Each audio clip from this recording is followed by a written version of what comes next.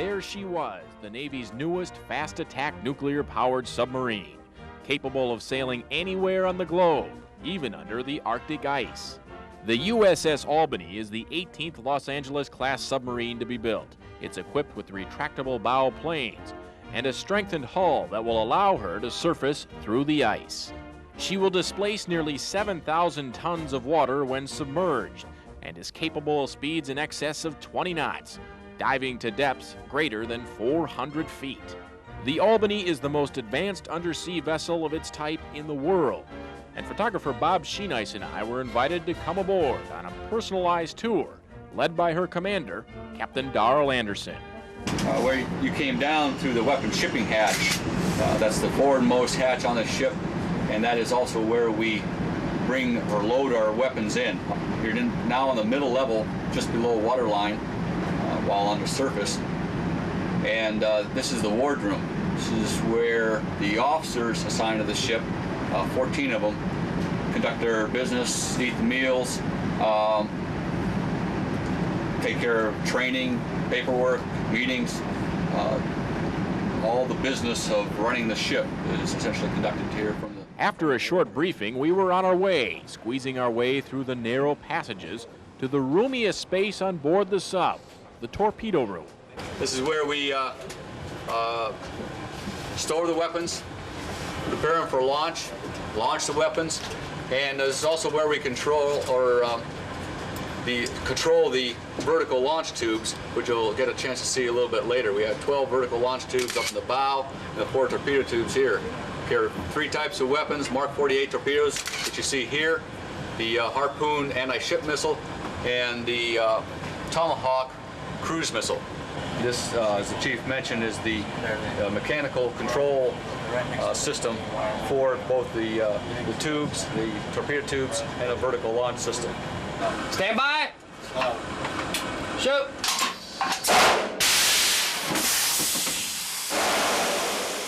Once we regained our hearing, we struggled through the shoulder-wide aisles crammed with pipes, valves, and machinery.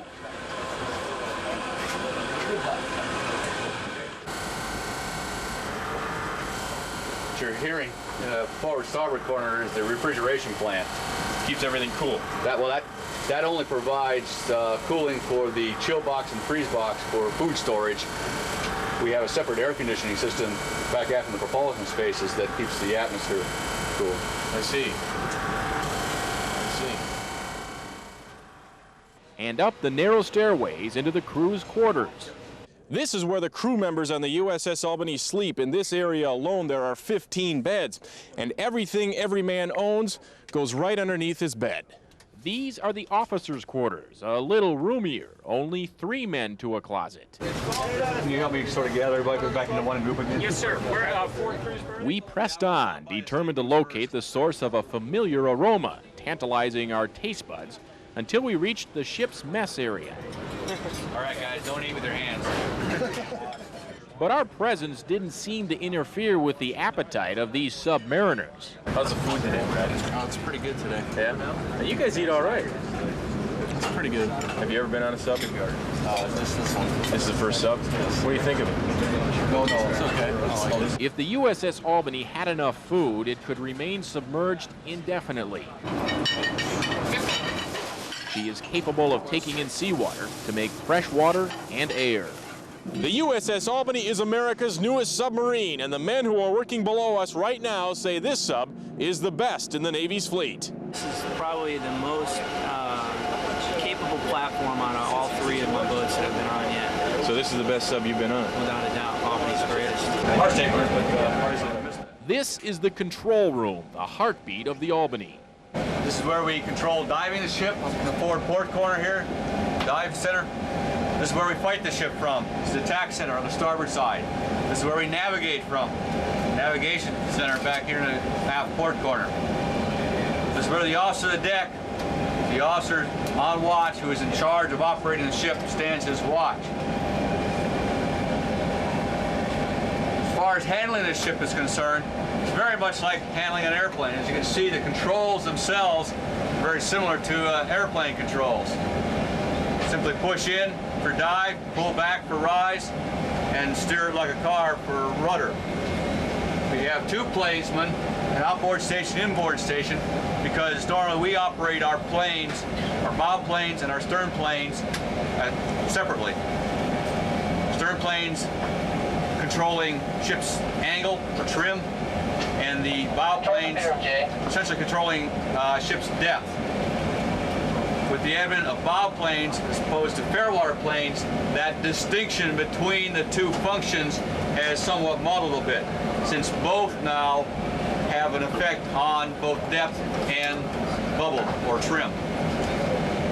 So the two planes would have to know essentially what the other band's doing, so that you don't end up essentially following each other, porpoising through the water. You have temperature gradients within the temperature stratification within the ocean, where in some places you can actually balance the ship to be able to set on a large temperature change. When we come to periscope depth or on the surface, not go all the way down at the scope, you rotate the handle clockwise direction to make have both the handles come down. Now your left hand controls the elevation. Now you can take a look at the TV camera which the captain was talking about. It's located right over there. You see anything I see out of that scope, I see in this television monitor. So the left hand is used for elevation. My right hand, I can change the power. The sonar room is our last stop, the ears of the Albany that silently probe the deep ocean. When we go to sea, we do not go active. We only listen. If we went active, we would cease to be a stealth weapon. And this being the original stealth weapon, we don't like the idea of giving our position away. But if you can imagine that for a minute, what that really means is your only information on the world around you is a line of bearing to a noise source. To develop a contact solution, that is to determine its course, its speed, and its range from you, you have to maneuver the ship in such a manner as to get a combination of these lines of bearing that will define a unique course, speed, and range for that contact. It's called target motion analysis, TMA. The blue lights help to relieve eye strain. Sonar technician Rich McNamara. The bright lines are for acoustic energy. It's in the water. That can be from anything from fish to contacts that are actually out there in the water. And what we do with those is we take that data off the display from training the operator, puts a cursor on it, selects a tracker,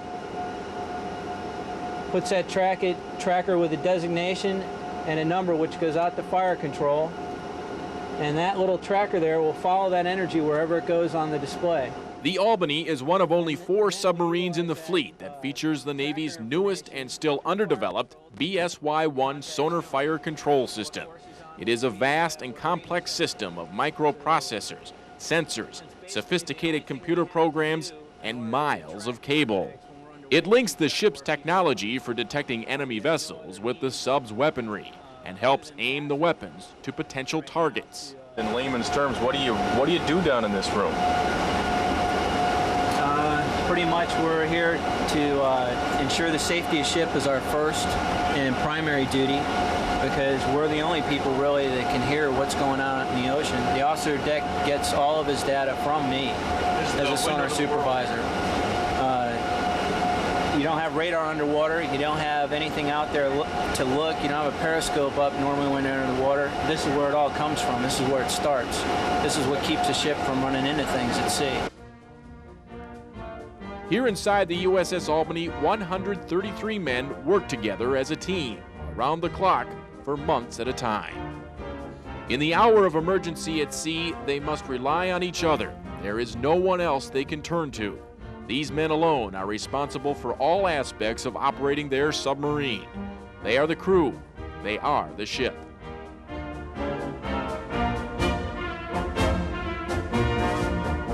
The USS Albany will assume unique personality and will become infused with the will, the spirit, and the dedication of those who serve in her. Wherever she sails, she will protect the character and perseverance of her namesake city, Albany, New York, and her nation, the United States of America.